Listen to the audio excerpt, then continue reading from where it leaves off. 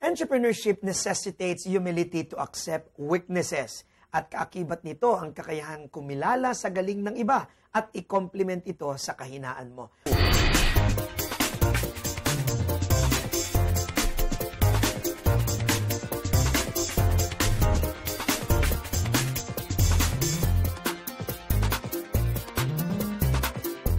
Let's go!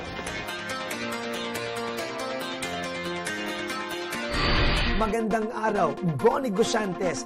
Welcome sa isa na namang araw na punong-puno ng inspirasyon at practical business tips. Ako po si Michael Angelo, ang makakasama ninyo sa pagtuklas sa mga winning go negosyo attitudes ng ating mga small and medium entrepreneurs. Dito lang yan sa SME Go, powered by Go Negosyo! Nararamdaman na natin ang pagpasok ng tag-ulan. Pero syempre, hindi tayo papayog na walang huling hirit sa tag-init, buwan negosyante. Kaya't samahan nyo kami ngayon and let's have our own taste of success kasama ang ating Filipino entrepreneur na walang iba kundi si Mr. Paco Magsaysay. At syempre, hindi natin palalagpasin na hindi matikman ang masubukan ang kanilang award-winning artisanal ice cream because we only get the best from Carmen's Best. Ito lang yan sa SME Go, powered by Go Negosyo. Go Negosyantes, it is an exciting day dahil makakasama po natin ngayon ang Ice Cream Genius sa likod ng award-winning na artisanal ice cream. No other than Mr. Paco Magsaysay. Sir, yes. Thank you for having us. Joining me, ha, sir. Thank you, sir. Yes. Naku, sir, magtatanong lang ako, ha. Now, how do you describe yourself? Sino ba si Mr. Paco Magsaysay? Well, sa akin naman ho, what you see is what you get. So, if you know me in a certain way, and that's really pretty much how I am as a person. I'm true to my friends, I'm true to my product, to my business, to our suppliers, and to our distributors. So, kumbaga parang transparent na tao ho ako. What influenced your business mind to flourish? Actually, yung sa ice cream naman ho, I had access to milk and cream kasi may dairy farm yung father ko. Marami kayong kaibigang baka. Marami kaming bakang kaibigan. Okay. So, yung group ng father ko at saka yung friends niya, nagpatayo ho sila ng isang dairy farm sa Bai, Laguna.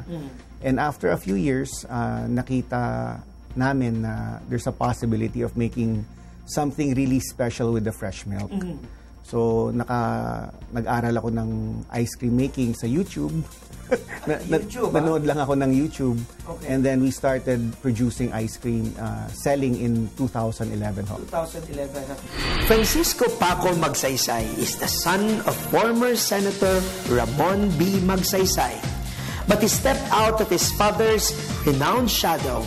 He pursued his own passion as ice cream lover and launched Carmen's Best. If you were to name one winning attitude that led to your success now, what would that be? I think being OC, like talagang pinapakailan mo lahat ng aspeto ng negosyo. And yung sariling ugali ay parang naka-imprint sa every aspect of your business. Whether it's how you make your product, who your market is, so how you deal with your suppliers and your distributors. Nabanggit niyo kanina, di ba, na kayo yung nagtitinda ng sandwich, no? Ano yung naka-influensya sa iyo doon? At bakit mo ginawa yung pagtitinda ng sandwich na yun? Kasi ho, yung baon namin nakukuha sa parents namin at that time, hindi masyadong malaki, parang tamang-tama lang. So kung meron akong gustong bili na ibang bagay, well, kulang na ho yung pera ko noon. So I was thinking of ways to make more money, and nahihiya naman ako humingi ng pera sa magulang ko. So, naghanap ako ng paraan. So, sabi ko sa yaya, just make me an extra sandwich. So, ginagawa niya ako ng dalawa. So, yung isa kinakain ko, tapos yung isa binebenta ko. Okay. Yeah. What is the best part of being an entrepreneur? I think the best part would be the self-fulfillment. No? You'll work definitely a lot more hours than working for somebody. But yung lahat ng pagod at saka lahat ng sipag mo, lahat ng lack of sleep mo, is all to you and your team. Kasi hindi naman ako lang ang owner ng Carmen's Best. We are a corporation. Yeah. And it's for the team. It's not just for me. So maganda ho yung self-fulfilling ang mga ginagawa namin. Aside from running the business, Paco also has a day job as the president of the family-owned Asian Cable TV Holdings Incorporated that has networks in 5 provinces. Ang dami ng naging tagumpay at success ng negosyong meron kayo ngayon. Now, how do you enjoy the fruits of the labor?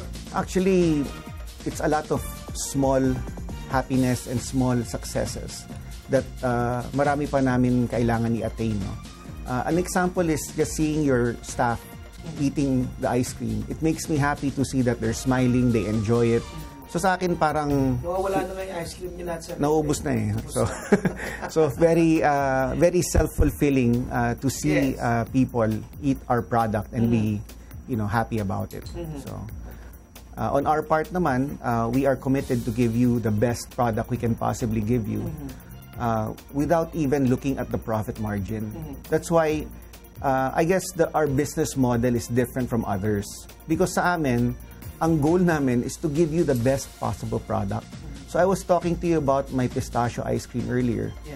That pistachio ice cream, I will make it tapat to any pistachio ice cream in the world. Diba? So that is the best ingredients I can find. Make that ice cream tapat to me later. Mamaya, papakita ko sa inyo. Papatry ko sa inyo yun. So, yung business model namin is to give our customers, our distributors first, and our customers, the best possible ice cream we can give. Without thinking of, kailangan ito yung kita natin. Dapat ito yung profit margin natin. So, wag natin bilhin tong ingredient kasi napakamahal. Basta kung yun ang magandang ingredient, yun ang ilalagay namin. Yun ang gagamitin namin. Anong mga hobbies ni Paco magsaysay? Actually, ang nagiging hobby ko is the ice cream business. I enjoy it so much that even sometimes Saturdays, Sundays, I'm talking to my distributors, I'm at the Saturday market, I'm selling. So just interacting with people, talking to people. Kasi the type of people we deal with in terms of ice cream is families, children. So it's really ibang crowd. Like if I were selling liquor or alcohol, iba rin yung crowd nun, di ba? So it's a wholesome product, it's a happy product. It brings back a lot of happy memories from people. Sir, before we cut for our first gap, pwede niyo po bang ibahagi sa amin, ano po yung life mantra that guides your day-to-day life as an entrepreneur as a person? I think you have to be fair to everybody, from how we deal with our suppliers, how we deal with our distributors. Just you understand that they have a business to run and they have their own families and their commitments. So if you're fair to everybody, I think that goodwill will come back to you. So that's my main mantra in life. Thank you very much po, Sir Paco. Napakaganda po ng mga sinabi nyo. Go Negosyantes, we're just starting, pero marami pa tayong matututunan sa inspiring stories ni Mr. Paco Magsaysay at ng Carmen's Best. Dito lang yan sa pagbabalik ng SME Go, powered by Go Negosyo.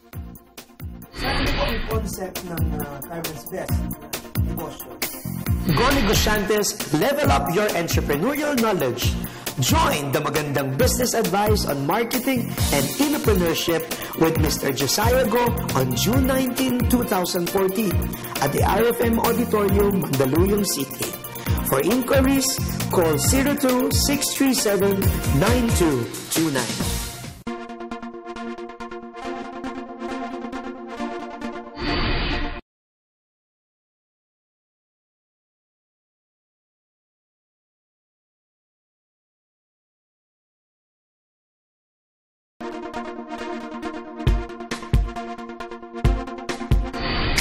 Paco's artisanal and homemade in an old-fashioned way ice cream has been named after his youngest daughter, Carmen. And we're back. Siyempre, kasama pa rin natin ang owner at ang ating kaibigan na si Mr. Paco Magsaysay para pag-usapan naman natin ang business aspect ng Carmen's Best. Sir, thank you ulit for joining us. Sir, ano po ang concept ng Carmen's Best na negosyo? Nung unang namin ginawa yung ice cream, actually hindi namin naisip na marami kaming maibebenta because yung ingredients namin napaka-mahal and yung price namin was not very, at that time, we thought not very affordable. I think Häagen-Dazs was selling for 400 per pint and we purposely made our product 350. But I made sure that our quality was better than Häagen-Dazs. Kasi kung tapat lang kami doon or mas mababa kami sa Häagen-Dazs, walang bibili sa amin. So even at 350, our quality was higher. So we didn't expect many people to spend 350 for a pint of ice cream in 2011. You came up with the idea and then you decided to start the business. Now, saan nyo ito unang inilaunch at kamusta ang reception ng mga customers? Naalala ko yung first day namin, which is February 1, 2011. Nasira yung kaisa-isang machine namin. So, I knew that matagal kong paayusin. So, bumili ako ng 2 panibagong machine to augment the broken one. No? Mabuti naman meron akong stock na about, I think I had about 20 pints to sell. I didn't know naman that it was ever going to reach thousands in the future. No? So, maganda naman ho yung response. But of course, since hindi pa kami kilala, and the price was a little bit prohibitive, not many people bought it. So, nasabi nyo, sir, yung initial challenges nyo na, yung nasira agad yung inyong unang kaisa-isang machine. Kaisa-isang makina. Paano nyo ito hinarap, yung challenge na yan?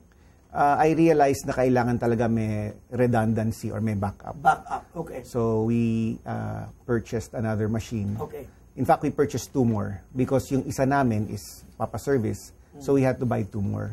Mabuti naman na yung machine namin at that time was not really a very expensive or a large capacity machine. So it was not very expensive. Bukod doon, ano pa po yung mga challenges na na-meet nyo? Well, finding supply ingredients was very difficult for us. And also, where to sell it, looking for distributors. Okay. Since bago pa yung product namin, wala pa kaming name recognition, hirap kami kumuha ng mga distributors. Nung nakita niyo po itong negosyong ito na sinimulan niyo, what was the turning point na masasabi niyo, oh, may malaking potensyal ang negosyong ito? I think when I would go to malls or go to church and people would approach me, total strangers, and they would ask me if I have new flavors. So out of the blue, parang sabi ko, mukhang pataas na pataas yung volume namin and nakikilala na yung ice cream namin, maybe I should take the proper class on how to make ice cream the proper way. Carmen's Best proudly create their ice cream using fresh milk and cream from their very own farm, the Real Fresh Dairy Farms Incorporated.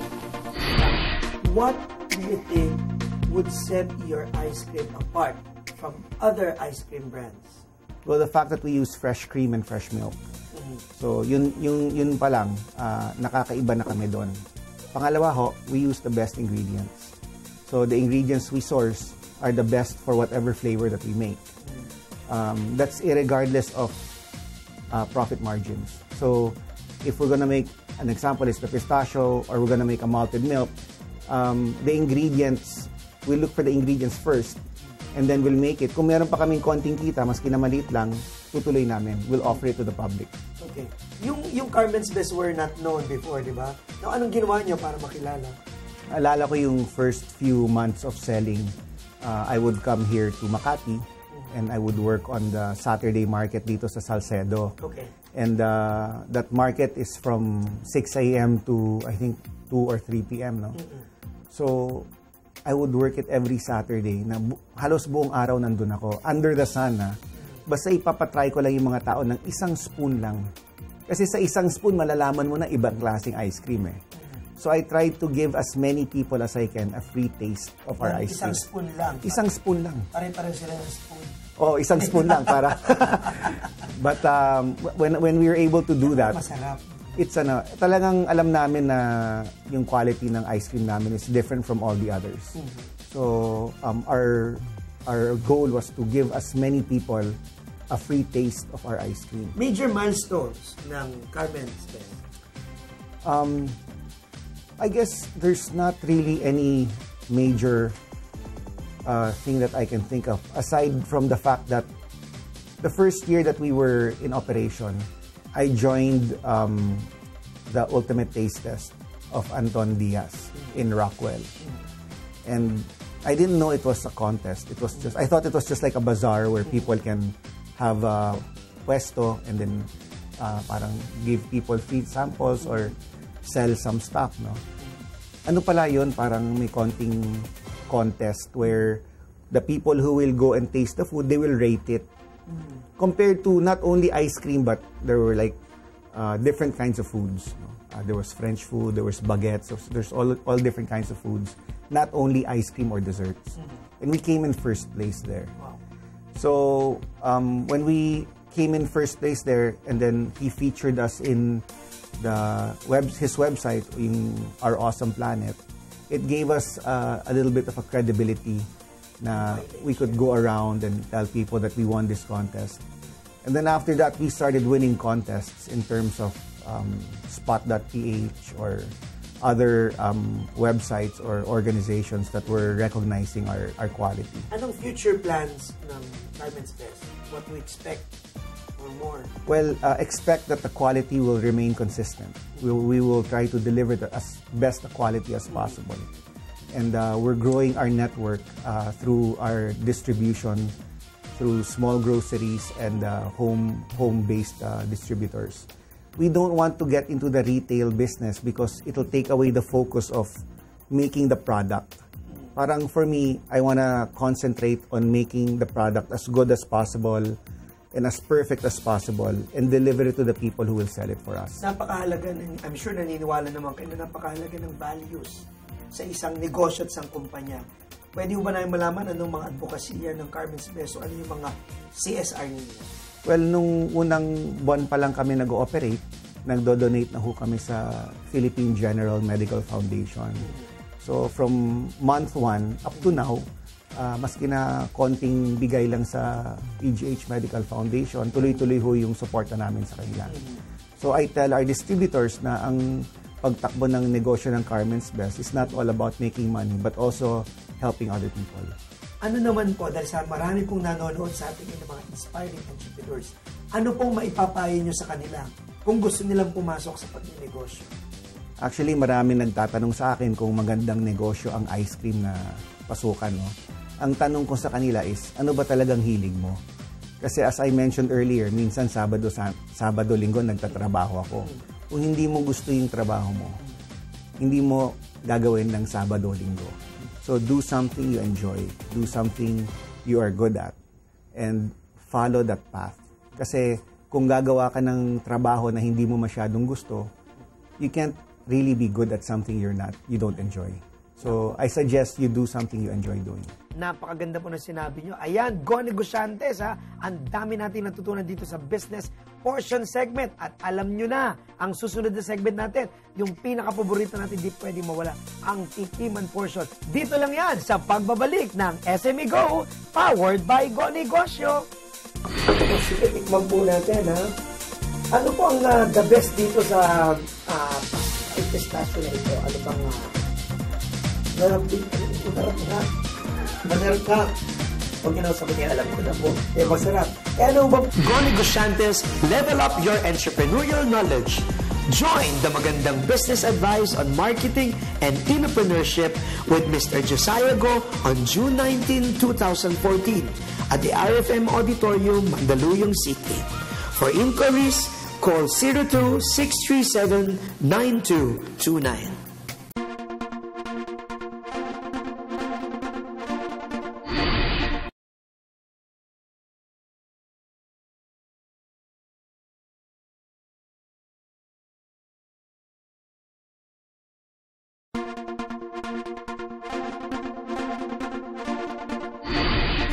Holds a Master of Entrepreneurship degree from the Ancient Institute of Management.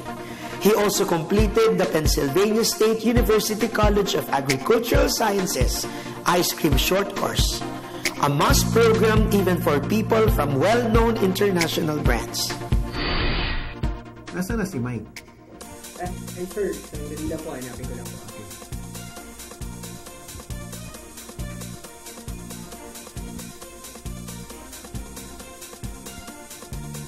Yan na ba? Ako, sorry. Gusto ko na talagang tikman. Ano ba si Sir? Naku, Sir, sorry po. Pasensya na po kayo. Tinitingnan ko na po yung rep nyo kasi. Okay. Hindi ko na ma-intay po yung portion na ito eh. Matitikman ko na rin ako sa wakas ka nagpainaantayan ng ice cream. At syempre, makakasama pa rin natin ang owner ng Carmen's Best na si Mr. Paco Magkano. Sir, pwede nyo na ba akong patikiman? Of course. Oh, sige sir, ano ba yung papatikin niyo sa akin? Pistachio ice cream. Pistachio. Nasaan po yung pistachio? Ito, ang galing, may kamay. Ayan, at meron din Thank you. ulod, kamay. Ito yung pistachio. Uh-huh. Sige, tikman po natin, ha? Ano po ang the best dito sa pistachio na ito? Ano bang masarap dito? Masarap nga. Pag yun ang sagot yan, alam ko na po. Masarap. Ano bang price range po nito ng mga produkto po ninyo? Yung SRP ho namin is $370 for some flavors. But for the special flavors like pistachio is $420 ang SRP. Kaya lang yung aming mga distributors, so pwede nilang itaas ng konti yung price nila. Kasi meron silang mga cost of lease, cost of electricity and so on. So pwede ho sila mag-sell higher than our SRP but not lower ho. Pero pwede rin po dumiretso sa inyong customer. Yes, pwede rin ho. But limited lang yung space namin like here in Makati and in Alabang ho. Okay. Saan po namin matatagpuan ang masarap na ice cream na ito? We sell in small groceries like Deck along Wilson, Echo Store sa Serendra ho at sa Centris, Angel's Kitchen sa Connecticut Street sa Green Hills, saka yung Urban Pantry sa loob ng Promenade, AK Bistro sa Rockwell, and the rest are mga home-based Ganavida sa BF Homes. Ano po ang mga flavors nito? Ang sarap nitong pistachios, ha? Anong mga flavors ang meron? So, pasado-pasado ho siya. Pasadong-pasado po. Hindi na nga ako maka-interview eh. Yan ang sinaserve ko pag may mga VIP or mga galing sa ibang bansa. Ito ho yung sinaserve ko. Wow! Maka-VIP ko pala ho. Of course. Ano ang mga flavor nito, sir? Well, we have pistachio. Meron din ho kaming malted milk, cereal milk. Meron kaming Pokey Pokey, which is ano po yun? Pokey Pokey. Ano ho yun? From New Zealand and Australia. It's a flavor. Gusto niyo tikman? Hindi ho, mamaya po. Pokey Pokey. Sige. Masarap ba tayong Pokey Pokey? Okay. So, yun. Ano pa po? We have Rocky Road, the regular flavor, dark chocolate, milk chocolate. We make new flavors like pistachio almond fudge. Yung flavor ng Baskin-Robbins sa US, yung tawag nila Jamocha almond fudge, but we cannot use Jamocha because it's a trademark name, so we call it coffee almond fudge. So marami ho kami mga iba-ibang flavor. We're coming up with new flavors. But ginagawa lang ho namin yung ice cream na in-order ng mga aming distributor. Okay, ano pong personal favorite nyo? The pistachio. That's my personal favorite. Pareho na po tayong favorite. Pistachio. Yeah. Now, ano po yung pinakamaraming benta? Yung salted caramel ho namin. We are most known for our salted caramel. Siguro, kalahati ho ng benta namin is salted caramel. But I want people to try this pistachio because it's really out of this world. Yeah. Sino po yung mga kilalang personalities na patron po ng ating masarap na ice cream na gusto? Mr. Oscar Lopez, the Lopez Group, Manolo Lopez buys from us. Also, we have Washington Sisip of SGB, Manny Pangilinan, Nicky Bello, and a lot of other people. And Michael Adler. Of course, yes. Ito sir, kailangan masagot nyo agad dahil hindi nag-iisip. Okay. Ang paborito kong ice cream ay? Carmen's best. Masarap ang ice cream kapag? Matamis. I love ice cream because? Brings back childhood memories. Ayan. Napakagaling niyo po. Ito po si Boy Abunda. Thank you po, Sir Power. More power po sa inyo. Thank you. Thank you for the interview. Salamat po. Ayan. Nako, sir, ha? Thank you very much po sa interview. Yes. Yes na po ako, sir. Thank you. Paco also brought home the Kinney Award, named after Phil Kinney, Professor Emeritus in Food Science at Penn State. The annual award is given to one student in the course that shows most potential to succeed in the highly competitive industry.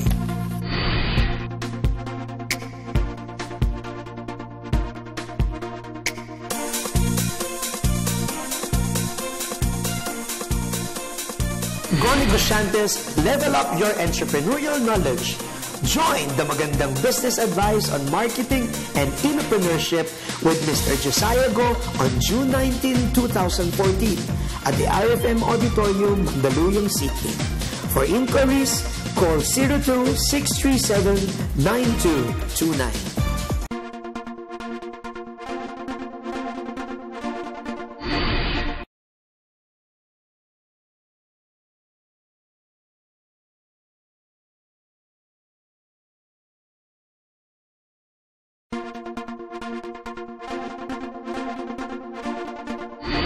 Agriculture is one of the most gracious gifts that our country has been blessed with.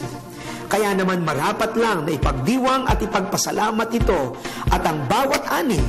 Tara't makisalo sa 2014 Harvest Festival na inihanda ng SL Agritech. Hindi, nung una-una pa, nung 2003-2004, nung kasama ko pa si Tito Lorenzo, ang target namin kailan mga 800,000 hectares. Hanggang 1 million hectares planted to hybrid. Out of 4 million hectares tayo sa Pilipinas. Sabi ko, baka 800,000 planted to hybrid at that time. Kahit na 100 million ng Pilipino, mga population natin, will be self-sufficient. Ang national average natin is 3.6 tons per hectare to 3.8. Ngayon, hybrid, ang average ng hybrid is around 6 to 7 tons per hectare. Ngayon, if we increase the national average from 3.6 to 4.5 to 5 tons, talaga maging self-sufficient na tayo. Ang bini is 4,800 pesos ng bini. Mas sa hektarya. Gagamitin mo ng inbred, ang isang inbred, minsan dalawang sakong inbred eh. Ang inbred is 1,200, ang dalawang sakong ni 2,004 na. So, ang difference mo is 2,004. Plus, ang difference mo, 3,000 sa fertilizer. Di 5,000 plus lang, yun lang. Taas noo ang mga negosyante at fashionistang Pilipino sa kauna-unahang sikat Pinoy National Fashion Fair, hatid sa atin ng Department of Trade and Industry. Proudly Pinoy. Ang gusto po namin dito ay may pahayag ang ating mga entrepreneurs, saka mga fashionista, mga designers ng mga fashion na nanggagaling po sa iba't ibang lugar sa Pilipinas, iba't ibang probinsya, iba't ibang rehiyon. Gusto po namin i-focus yung atensyon ng mga tao towards a specific strength na meron ang Pilipinong designer or entrepreneur. So una-una, ginawa po natin yung food, no? Then gagawin po natin yung fashion, meron po tayong furniture and furnishings. Tapos meron po tayong arts and crafts fair, mga art naman. And then meron po tayong susunod na food naman. So in every aspect, we are able to feature the strength of the Filipino. As an entrepreneur, the Filipino as a designer, dahil po marami pong talagang strength, marami po talagang lakas na pinakikita, pinaiiral ng ating mga manggagawang Pilipino at designer. So dapat po ipakita natin sa mundo so that they can be very competitive from the domestic market to the export market. Well, meron po dito mga special settings, no? Meron po tayong mga special fabrics from Ilocos. Meron po tayong special fashion shows from Cebu. At meron din po tayong bridal ensemble, no? Bridal display. Yung po nakita natin sa fashion. Napakaganda, di ba? So, sana po, makita po ng karamihan ng mga tao na nanonood ang ating pinahayag na mga tanging gawang Pilipino. Marami po tayong mga seminars. Ang understand yung BIR po, magbibigay ng seminar, may mga capability seminars din po tayo sa mga entrepreneurs. Hindi lang po yung exhibit na pinakikita rito, ngunit meron din po tayong mga tinuturo sa kanila on how to do business, how to pay taxes, mga VAT, mga basic needs po. Ang advice ko po sa kanila ay just keep on trying, keep working very hard. The government is here, kami po sa DTI, marami po mga ahensya ng gobyerno na naririto, UST upang tumulong sa inyo to be able to build your capabilities, to become exporters, to become very good domestic producers. Marapit na pong mag-umpisa ang maraming programa ng Asian integration. So gusto po namin kayong lahat ay maging bahagi ng kagalingan ng mga competitiveness for the region. Magsikap at humingi po ng tulong sa amin, sa gobyerno upang may dala naman kayo sa mga aming paggagawa to become more competitive in the market.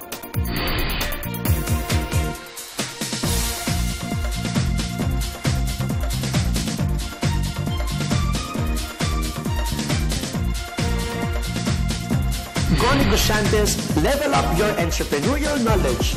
Join the Magandang Business Advice on Marketing and Entrepreneurship with Mr. Josiah Go on June 19, 2014 at the RFM Auditorium, Mandaluyong City. For inquiries, call 02-637-9229.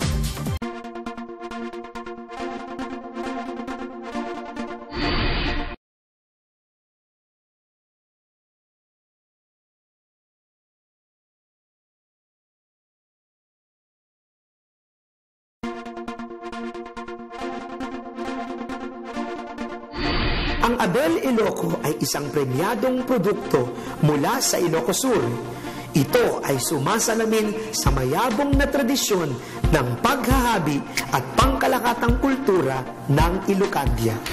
Well, ang objective ng project na to, para may promote yung mga produkto ng Ilocos Sur. Pero matagal na kasi namin ginagawa to, lalong-lalo na yung pagtulong sa mga naghahabi na karamihan matatanda na. So, tumutulong kaming mag-asawa para matulungan sila mag-promote, magbenta ng mga produkto nila para ma-engganyo rin yung mga kamag-anak nila na hindi mamatay yung industriya na to. Kasi matatanda na sila, bihira na yung sumusunod sa kanila. So, pag nakahanap tayo ng magandang market, yun na mag-engganyo naman sa mga kamag-anak nila o anak nila na ipagpatuloy itong ginagawa nila. Ang paghahabi sa Ilocos, matagal na. Maraming henerasyon na yan. Nung ako'y board member nung 1988, isa sa mga na-impress ako yung mga produkto namin sa Ilocos. So, naglibot-libot ako, may mga kasama ako na tumulong sa akin, na-discover namin yung mga iba-ibang naghahabi. So, from there, nakita ko kasi gaano kahirap gumawa. Kasi yung titignan mo na gawa na, parang andali. Pero tingnan mo yung ginagawa nila na naghahabi, parang ang hirap gawin at hindi basta-basta yung makakagawa. So, ibang klaseng talento nila sa paggawa yun. So, yun ang naging ko na dapat may pagpatuloy ito. Napagtulungan namin mag-asawa na naipasok na sa malalaking department store like sa Kultura, sa Rustan, Tesoros. So, I hope na marami pa ang tatangkilik nito. Pero may mga individuals na rin na talagang interesado sila. May mga inquiries na rin ng mga foreign buyers. Pero sa akin, mas maganda kung yung mga kababayan natin, mga kapwa natin Pilipino, tangkilikin ang sariling atin. Yun ang importante. Kaya naman ang lalawigan ng Ilocos Sur sa pangunguna ni Vice Governor Deogracias Victor Savellano ay sinisiguro na ang tradisyon ng paghahabi ng Abel ay maipagpatuloy at makapagbigay pa ng hanap buhay sa kanilang mga kababayan.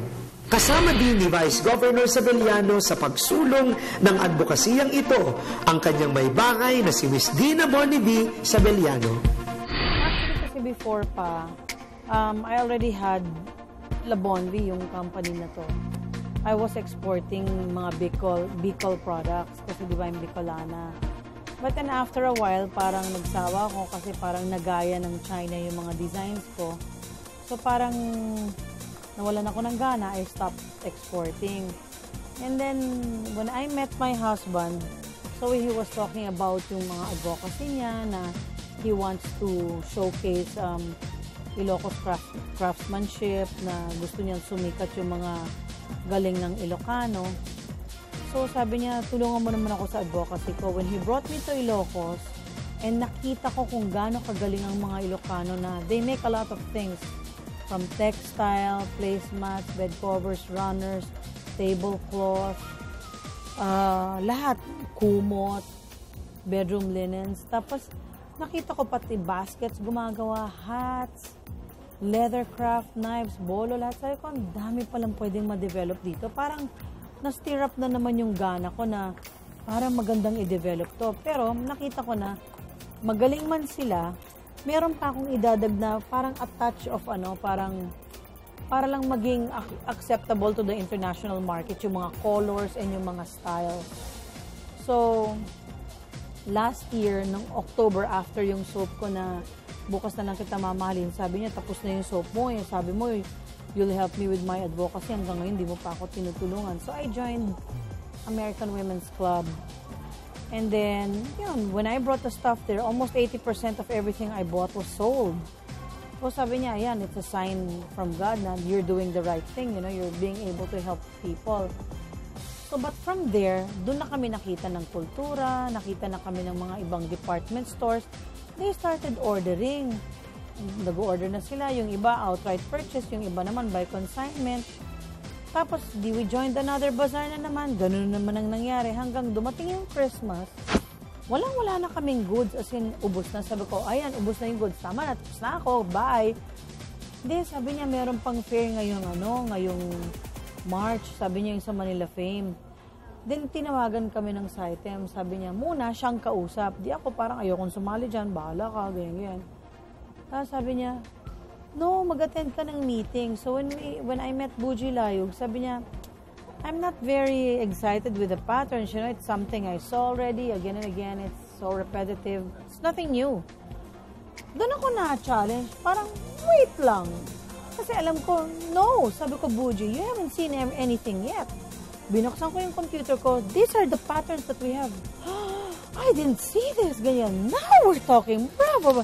Okay, now I want. Okay, you're in charge. So, nung na-in-charge ako, sabi ko yan. Sabi ko, parang ako na naman. Sabi ko, may soap ako. Sabi ko, busy na ako. Hindi ko na magagawa. Sabi niya, no, you're in charge. Magagawa mo yun. And from that time, na we attended yung exhibit, we met so many foreigners, we met so many local clients who continued to order and order and order. Hanggang sabi ko, wow, mukhang hindi na ako makakaalis dito, mukhang ito na nga. Then sabi ko, okay, let's just push through with the advocacy. Just when I wanted to give up, sabi ko, pagod na ako, it's taking its toll on me. Hindi na ako nakakatulog. Paghiga ko, ang sakit ng likod ko. Lagi akong umiinom ng alaksan. Sabi kong gano'n, pagod na ako. Wala naman akong bayad, ganyan-ganyan. Kasi advocacy lang to. Pero nung nakita ko na pag nag-order ka sa kanila, parang, ma'am, thank you. May pambayad na kami ng tuition fee. O napadala na yung anak namin. Nasa abroad na nurse. Kaya parang nakakatuwa. Pero sabi ko, that's not what I want. I don't want the Ilocanos to leave. Gusto ko, dito sila na mag-hobby kasi mamamatay yung heritage. So, nung una, wala talagang mga bata na gusto mag-weave. Yung mga weavers, they're like 90 years old, 92. May namatay na nga na iba dahil matatanda na sila. Yung mga kabataan, parang ba't kami mag-weave? Nakatapos naman kami na mag-aaral, tapos pag-aaral, tapos mag-hobby lang kami. Hindi. Trabaho kami sa Manila, no? Magko-call center kami. Or, hindi. Punta kami ng abroad, magki-caregiver kami. Total nakatapos kami. Ha? Sabi ko, sayang, ang ganda-ganda ng pag-hobby.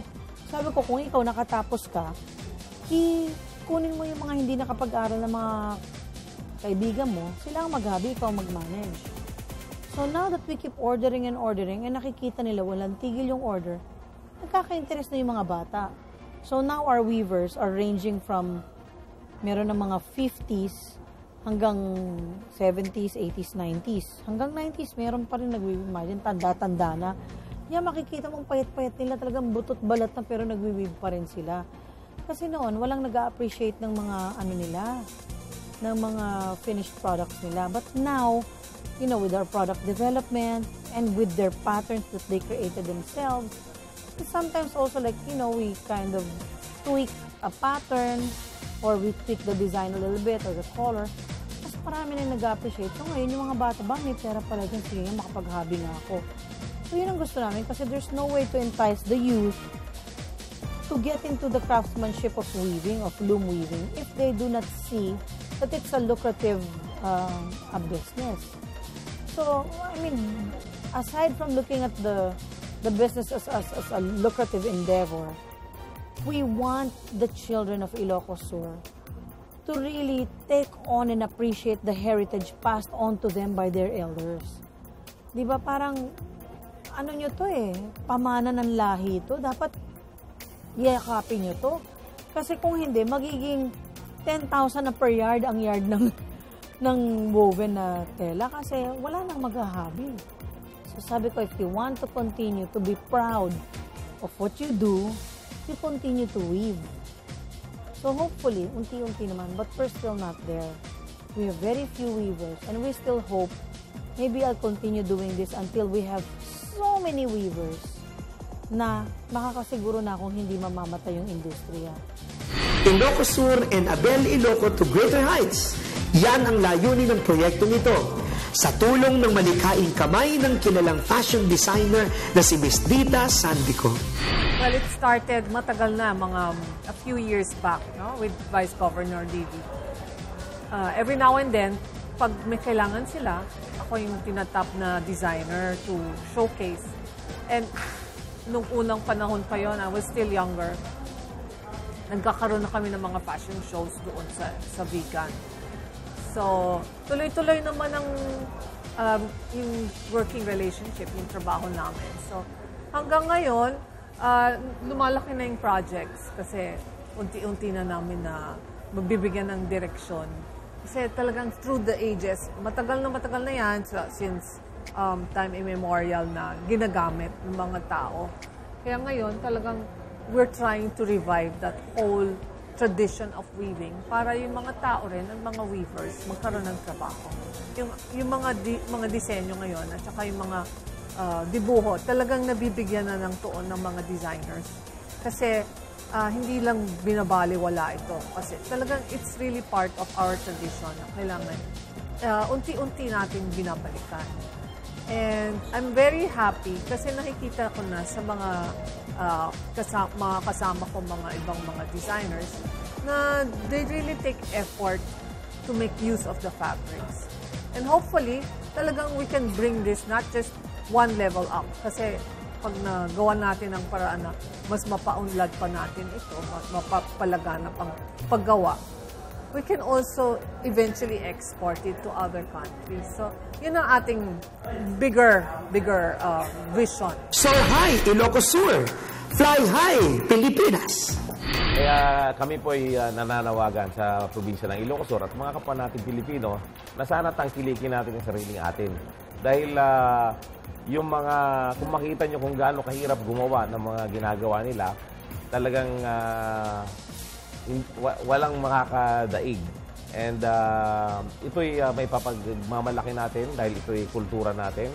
At may pagmamalaki natin sa buong mundo ang mga gawaing Pilipino, lalo-lalo yung mga gawain ng Ilocos Sur. Mga batang naghahabi yung mga ina o yung mga lola, pamana to sa inyo ng mga magulang ninyo, ng mga ninuno ninyo, dapat yakapin nyo to kasi itong yaman o talentong ipinamamahagi sa inyo na hindi mababayaran.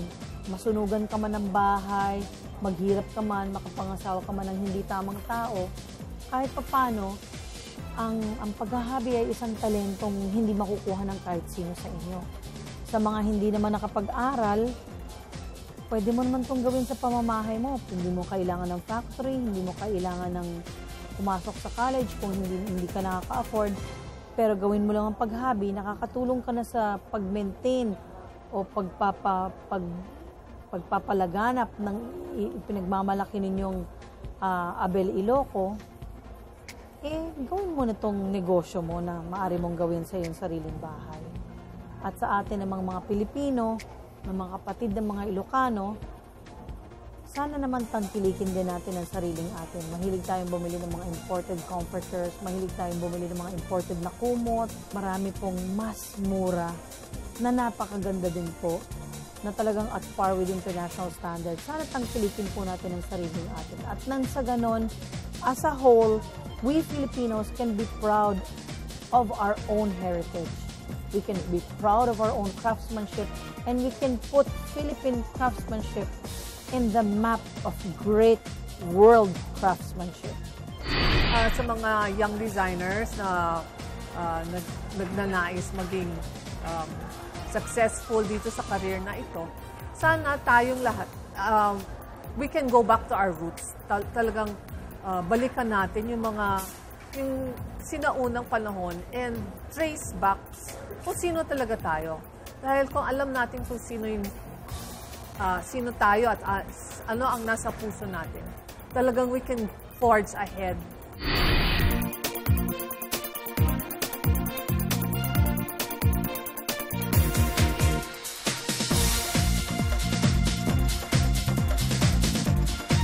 Go Negosyantes, level up your entrepreneurial knowledge.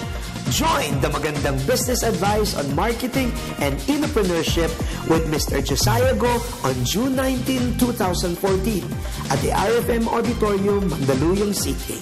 For inquiries, call 02-637-9229.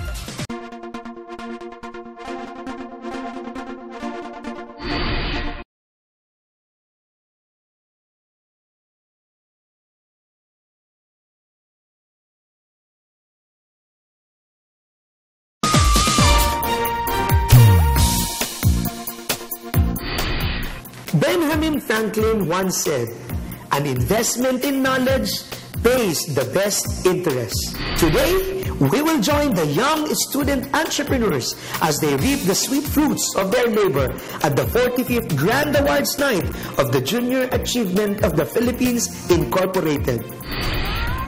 JAPI is a non-staff, non-profit organization which is really dedicated to promoting business values to students, no? Whether they're in college, in high school, and soon we're actually embarking on some levels of at the elementary level. No? So the tracks that we are teaching students are entrepreneurship, financial literacy, and work readiness programs. Well, first and foremost, as we know, the cornerstone of any aspiring developing economy, no, is to develop a pool of entrepreneurs, no. So that enables really commerce to grow, no, within and spur that middle class, no, and promote trade, no, within the country. So we believe that at least in the Philippines, no, it's very important we still build up that particular segment of the population, no, that pool of entrepreneurs, no. And really, that's where we believe that the Filipino really has it, no?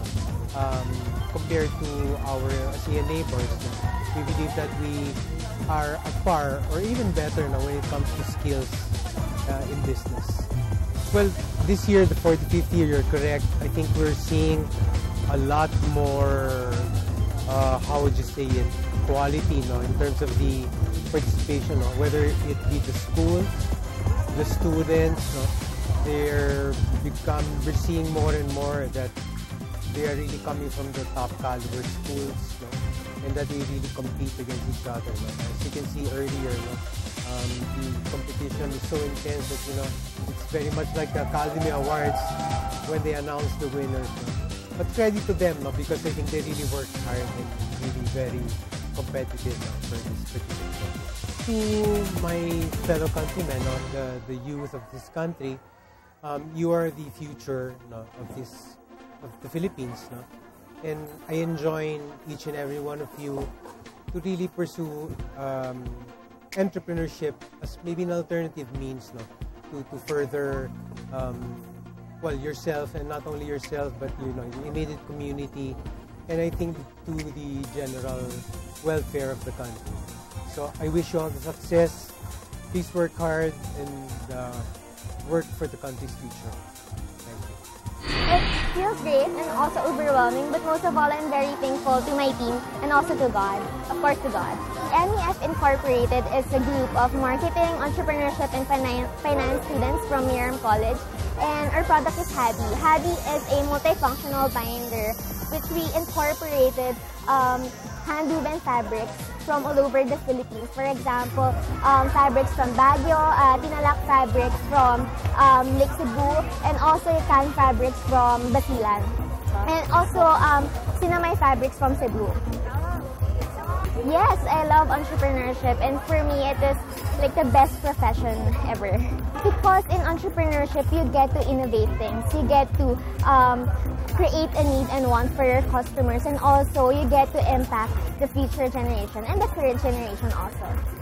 What's really important is you put puso in your work and also to have a greater purpose in everything that you do. Finally, a fun and exciting way of learning about debts, savings, and other money. Silipin natin ang launch ng Nang Magising si Juan, a financial literacy TV show produced by the Colayco Foundation. Also 14 years, Colayco Foundation, trying to educate the ordinary income earner on how to manage money. Kaya naniniwala ko kami, lahat tayo kaya natin yumaman, at complication naman natin yumaman. And it's easy. Alam natin yung paraan. So for the last 14 years, ginagawa namin ito sa libro, sa seminar, sa radio talk shows, TV talk shows, etc. etc. Pero in spite of the fact na almost 800,000 yung mga librong mabibili na publication ng Colayco Foundation, napakadami pa rin hindi aware na napakadaling magtago at how to say. So we thought of an idea we will use media in a different way to we want to educate through entertainment and value. So hindi lang puro talk show dahil nasabi nga naman ng expert sa media, ito talk show sa TV, pinakamahabang panahon, 7 minutes, ililipat na sa gano'n. Ang aming intention, our objective is to make it so entertaining that we capture you during the show and you get entertained at the same time. You learn the same principles that we're teaching in our goals. Summer is made fun and meaningful by DHL as they bring together football enthusiasts from all walks of life in celebration of unity through diversity. Let's go at makijoin sa press conference ng 2014 Sama-Sama Games! Go Negosyantes, level up your entrepreneurial knowledge. Join the magandang business advice on marketing and entrepreneurship with Mr. Josiah Go on June 19, 2014 at the RFM Auditorium, Mandaluyong City. For inquiries, call 02-637-9229. Ngayon na ang oras, tayo'y masenso na. Let's go, Pinoy. Tara magnegosyo na. Let's go, Pinoy! Kung sa business kayo ay may success, kung ang ideya nyo'y truly the best, kung hanap ninyo ay isang kasosyo, let's go, let's go, let's go, negosyo! Go, go, go, go, negosyo! Pilipinas now is our time! Go, go, go, go, negosyo!